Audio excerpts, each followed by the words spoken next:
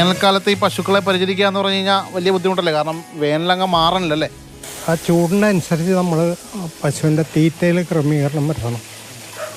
അതായത് പശുക്കൾക്ക് വേനലാകുമ്പോഴത്തേക്ക് നമ്മൾ കട്ടിയുള്ള ആഹാരങ്ങൾ കൊടുക്കുന്നത് കുറയ്ക്കുക. അത് കുറച്ച് കഴിയുമ്പോൾ തന്നെ പശുക്കൾക്ക് ദഹനം കിട്ടും.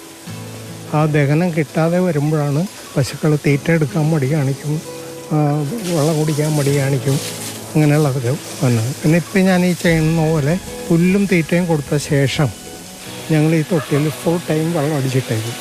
എപ്പോൾ ദാഹിക്കണോ അപ്പോൾ വെള്ളം കുടിക്കാൻ പറ്റും. വേനൽക്കാലത്ത് ഇപ്പോൾ മനുഷ്യരെ പോലെ തന്നെയാണ്, നമുക്ക് ദാഹം കൂടുന്നോറും നമ്മൾ വെള്ളം കുടിച്ച് വയറ് നിറക്കും.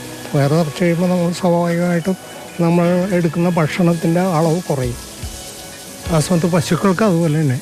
പശുക്കൾക്ക് കറവയുള്ള പശുക്കൾ അങ്ങനെ വെള്ളം കുടിച്ച് വയറ് നിറച്ച് കഴിഞ്ഞാൽ തീറ്റയും പുല്ലും എടുക്കാനായിട്ട് മടി കാണിക്കും.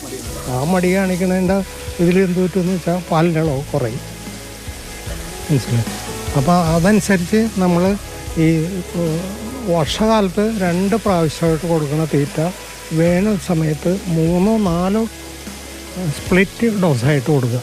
വേനൽക്കാലത്ത് ക്രാവുകളുടെയൊക്കെ ഒരു പരിചരണം എങ്ങനെയായിട്ടാണ്? ചെറിയ കുട്ടികളെ സംബന്ധിച്ച് അവയ്ക്ക് അസുഖം വരാതെ നോക്കിയാൽ മതി. അതിന് കൊടുക്കുന്ന തീറ്റയിൽ കുറച്ച് വിറ്റാമിൻസ് എന്തെങ്കിലും ഇട്ട് കൊടുത്തു കഴിഞ്ഞാൽ ഈ വലിയ പശുക്കളുടെ അത്രയും ചൂട് ഇതിന് അടിക്കില്ല.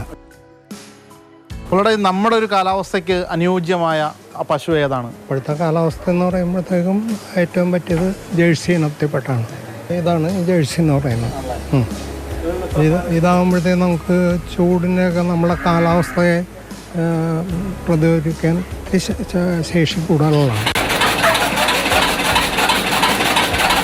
ഇപ്പോൾ ഈ കൊടുക്കുന്ന ഈ പുല്ല് ഇത് ഏതിനത്തിൽപ്പെട്ടതാണ്? ഇത് നമ്മൾ ഇവിടെ തന്നെ കൃഷി ചെയ്യണം? ഇവിടെ തന്നെ കൃഷി ചെയ്യുന്നതാണ്. ഇപ്പോൾ നമുക്ക് കിട്ടാവുന്നതിൽ വെച്ച് വിറ്റാമിൻ കൂടിയ പുല്ലാണിത്. സൂപ്പർ നേപ്പിയർ എന്ന് പറയും. അതാണ്. എവിടെ നിന്നാണ് നമ്മൾ എത്തിക്കുന്നത്? അല്ല, ഇത് നമുക്ക് മണ്ണൂത്തിൽ നിന്ന് ഇതിൻ്റെ കട കിട്ടിയിട്ട് നമ്മളിവിടെ വർഷങ്ങളായിട്ട് ഇപ്പോൾ ഒരു 6 വർഷമായിട്ട് ഇവിടെ പിടിപ്പിച്ച് നമുക്ക് ആവശ്യത്തിന് പുല്ലായിട്ട് അത് വെട്ടിയിട്ടാണ് കൊടുക്കുന്നത്.